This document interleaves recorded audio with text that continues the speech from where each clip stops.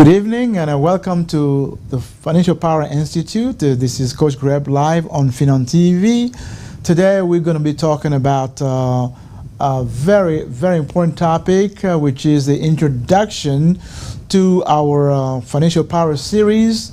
As I promised on Wednesday, we're starting a series to teach you about financial power. This is something that's going to take us a little while because the Financial Power Coaching Plan is a 10-course program that will teach you the foundation of financial power.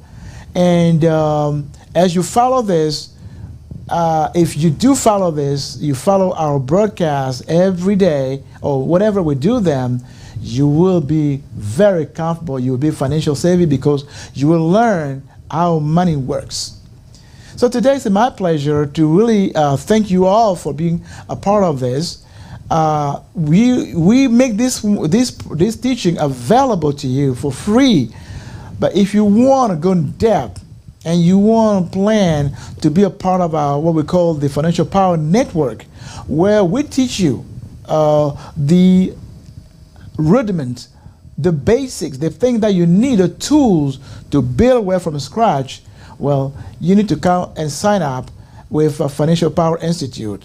What we're going to do today is quickly to cover a few things that will get you ready to understand what we're going to be teaching. The Financial Power Institute program is a 5 program. It has 5 programs. It's a one program, but broken down into 5 different areas. We covering, for example, personal finance, so personal financial power for individuals. I call that also employee financial power. When you work, you need to know how money works, and we're going to teach you about financial fitness. We're going to also talk about couples financial power program, because the people, the way you handle money when you are living as a couple is different from the way you handle money when you're not a couple.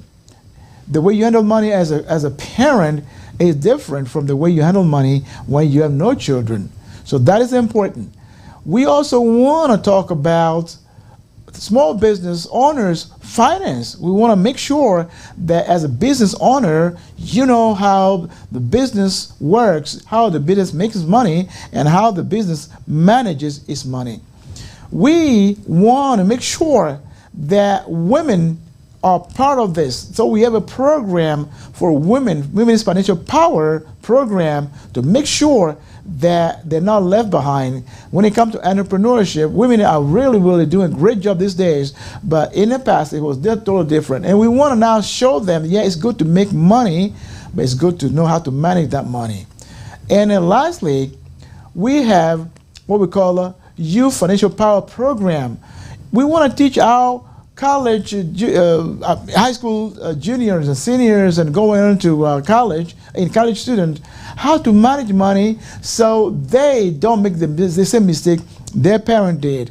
And we want to make sure that they took advantage of what I call the time value of money by investing early to retire early and go on to do what they want to do. If you build wealth early on, by age of 30 or 40, you could be retired. So those are the things that we want to teach in this program. But today, my goal is to really focus on a few things that you want to know before you actually embark on this teaching, so you can understand what is necessary. First of all, I want to say we call this program Basic Right, and I want to go quickly through them because we always talk about that in the previous intervention. So Basic Right stands for budgeting, A for asset accumulation, S for saving, I for investing, C for credit and debt management. We have right, which is R for retirement. We have I for insurance and risk management, T for taxes, and E for estate planning. And of course, we're going to add a 10th course, which is real estate and home ownership. Those are our 10 courses that we will bring to you free of charge. So this is a great thing.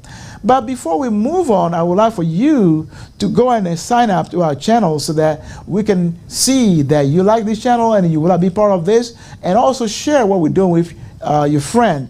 Go ahead and do that for us. That would be, really, we would like that. We would like that. So go ahead and sign up, subscribe to our channel. You can go to YouTube, you can go to Facebook, and sign up on this channel, and so that you don't miss any of our notifications. Now, today, my focus is going to be on two main points. I'm going to talk about money behavior, and I'm going to talk about misconceptions, money misconceptions. The first thing I want to talk about is that money has a behavior, and money behaves according to the owner.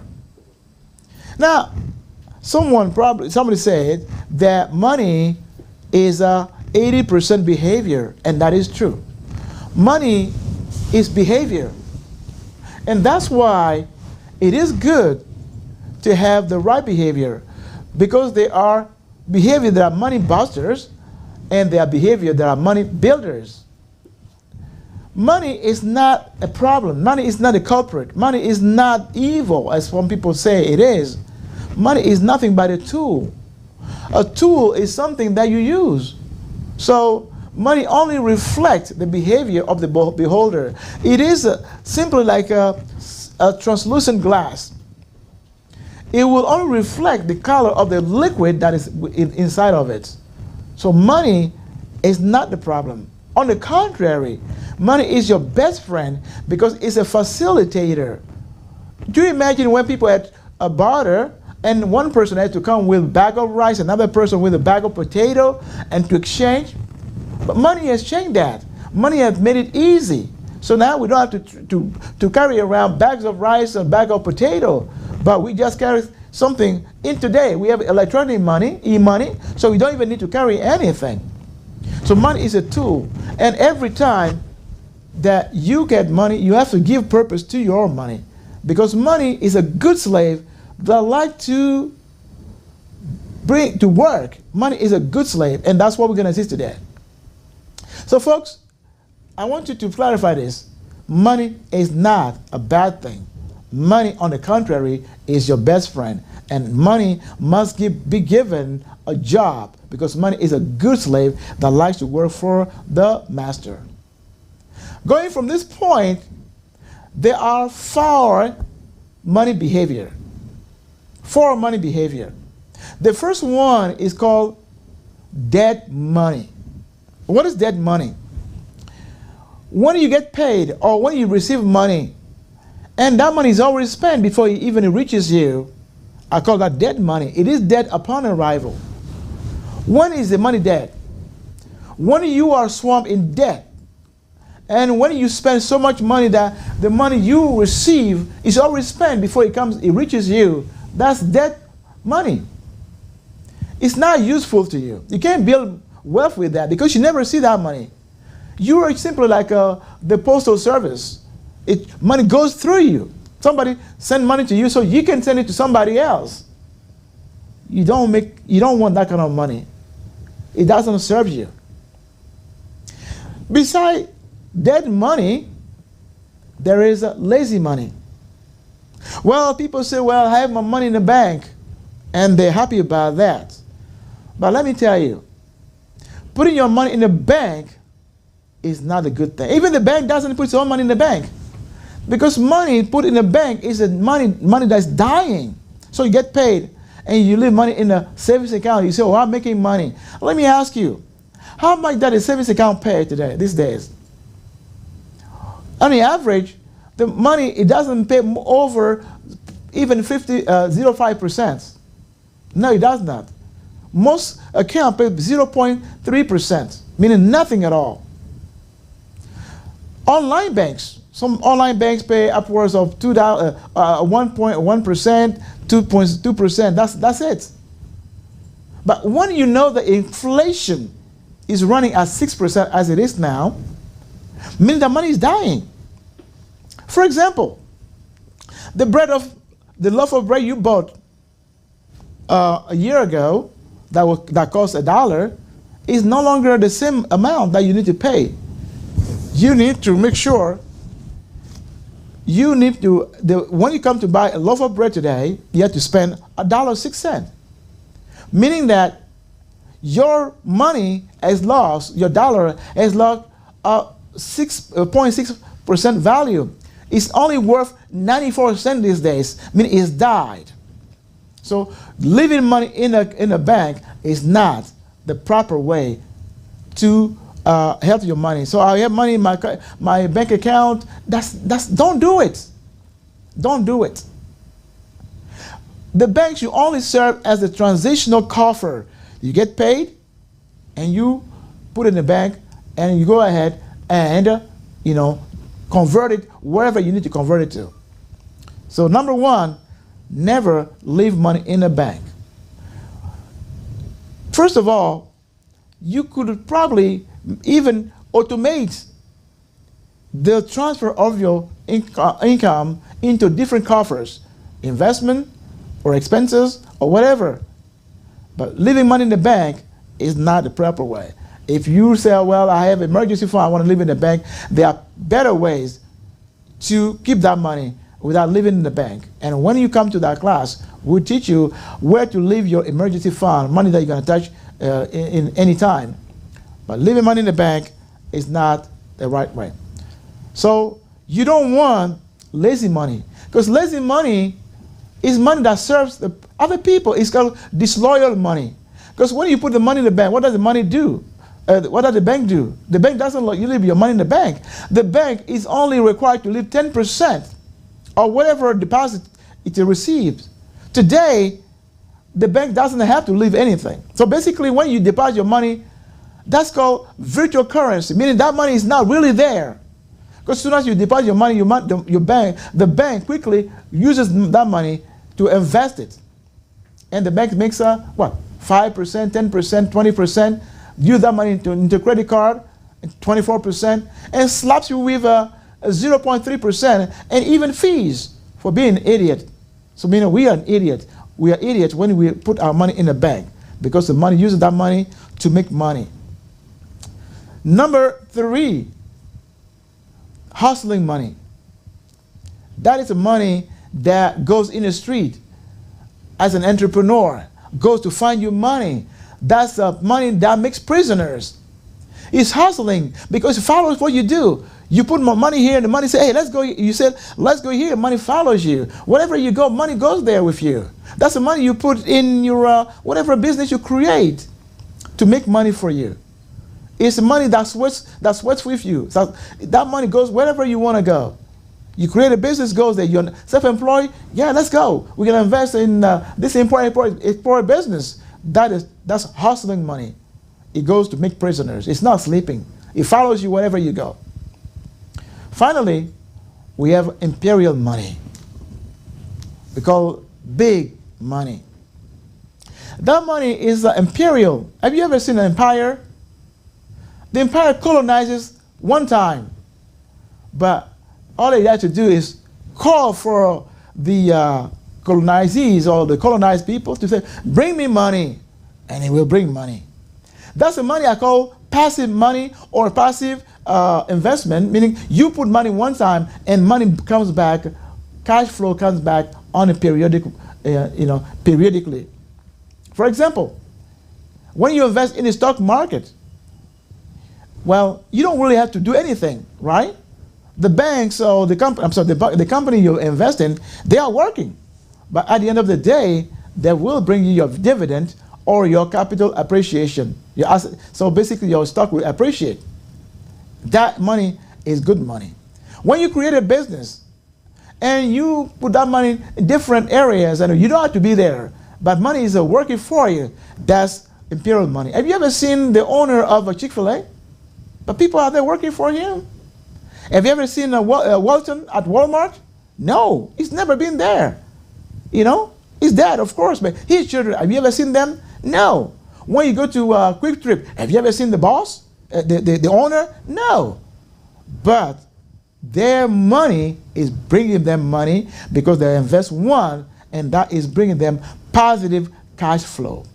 That's called imperial money, and that's the kind of money you want to have.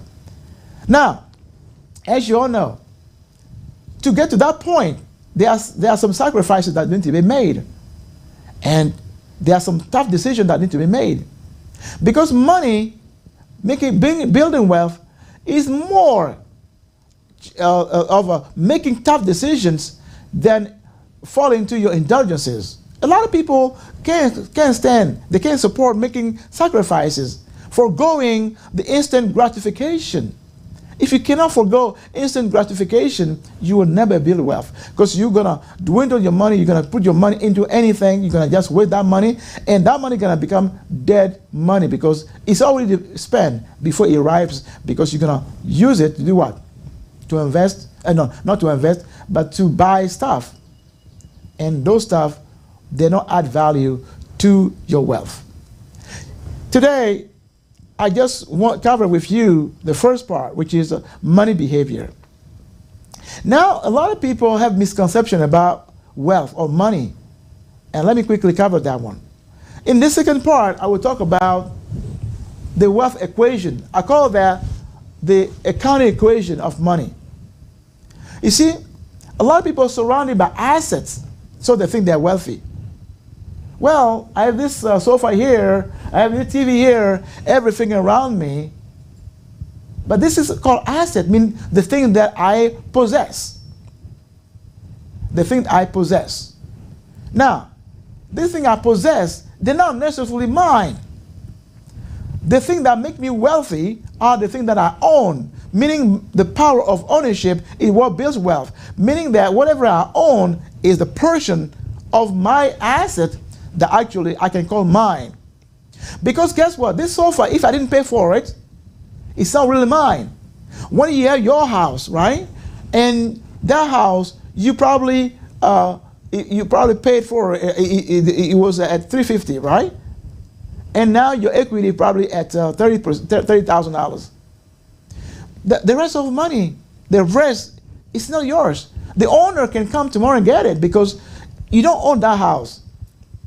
In fact, nobody really owns their own house because nobody can pay $500,000 to their own house. Only those people who do have a lot of money, yes, they pay cash. They don't need to go through mortgage. They just pay cash and they're done with it.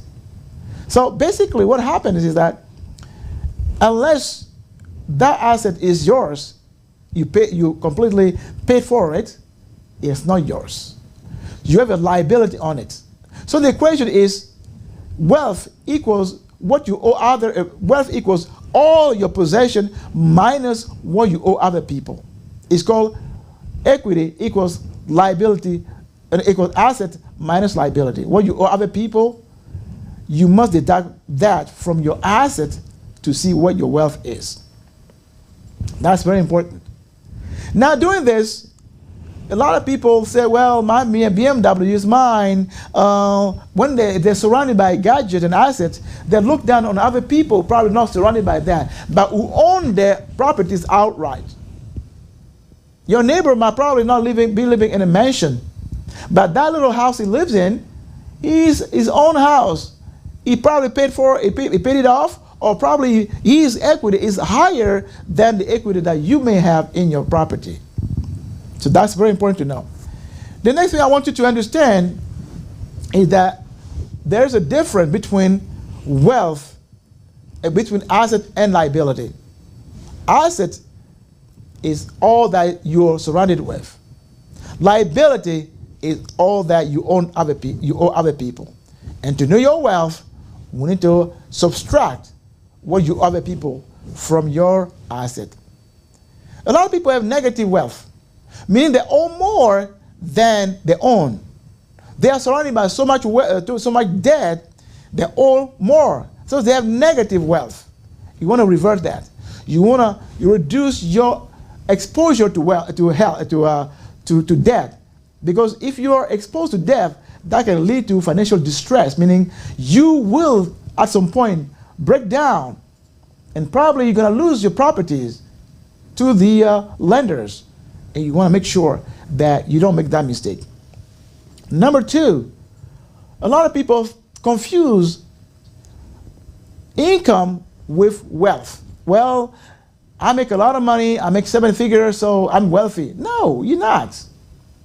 Making a lot of money does not translate into wealth unless you convert that. Because I have a program I call Create, Retain, Convert, Multiply, and Protect and Multiply. So basically, if you're making $100,000, but you spend all that money in a certain lifestyle, that doesn't make you wealthy. And the danger is that a lot of people who make money that way, they tend to have a high lifestyle, high standard of living, and they end up living on debt because they're used to consuming so much, they don't have enough left. And you will be surprised that those people with a high income and who don't save, we have not understood the power of money, of saving, and transit, on the power of converting money into assets, they just waste money, and at the end of the day, they have made so much money by retirement time, they have nothing left. So don't confuse your income with wealth.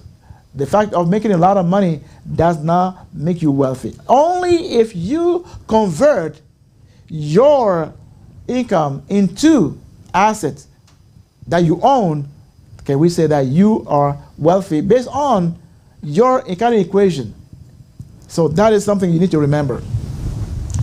The second point is that a lot of people don't understand, as I said before, that wealthy people don't have what we call bank account. They have a brokerage account. What's a brokerage account? Brokerage account is when you invest. So the money that you made, for example, you know that that money cannot sit in the bank. Instead of leaving it in the bank, you're going to put it into what we call an investment.